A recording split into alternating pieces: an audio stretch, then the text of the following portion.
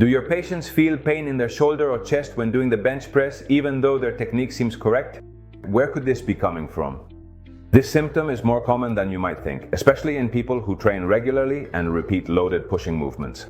What's interesting is that many of these cases aren't due to a traumatic injury, but rather to a mistake that goes unnoticed during consultations. One of the most common mistakes is not assessing the synergy between the pectoralis major and the serratus anterior in this type of movement. When this relationship doesn't work properly, the movement loses efficiency, compensations appear, and sensitive structures like the shoulder joint or the pectoralis major tendon itself become overloaded. And eventually pain sets in. Now you can use electromyography to detect in real time whether both muscles are working as they should. This way you'll be able to adjust the exercise, choose the right type of load, and reduce movement without increasing pain. Do you want to see how to integrate this tool into your work? In the link in the description, you have access to all the information about endurance to learn how to make clinical decisions based on objective data. In this post, you'll find a guide to assess and retrain the synergy between the pectoralis major and the serratus anterior during chest press movements. What should you assess if you suspect a pectoralis major tendinopathy? Step 1. Evaluate the synergy between the pectoralis major and the serratus anterior. During the bench press, especially with moderate to heavy loads, the ideal synergy is that the pectoralis major is activated more than the serratus anterior.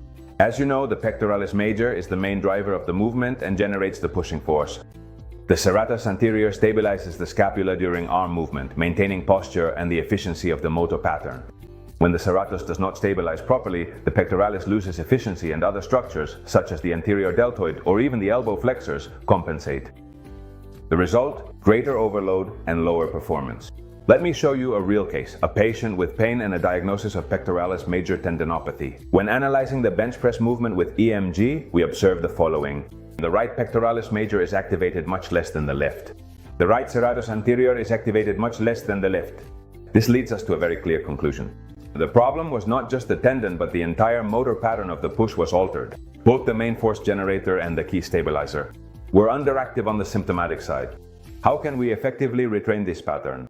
You can try other loads. You know how those muscles are activated. For example, a dumbbell bench press. The advantage is that it allows for micro adjustments in the trajectory. Take a look at the result. There is a progressive increase in muscle activation, especially in the pectoralis major, without causing pain. Additionally, it improves synergy without overloading painful structures and is ideal in the initial phases of rehabilitation. Another option is to do the bench press, in this case with a kettlebell. The advantage is that it has controlled instability, meaning it will require greater active stabilization.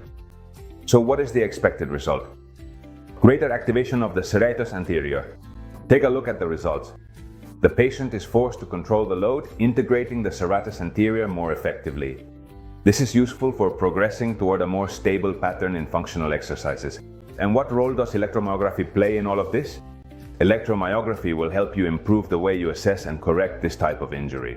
Thanks to it, you'll be able to objectively measure the activation of the pectoralis major and the serratus anterior, detect muscular compensations before they cause pain, retrain movement in real time using biofeedback, and choose the exercises and variations that truly improve activation without worsening symptoms.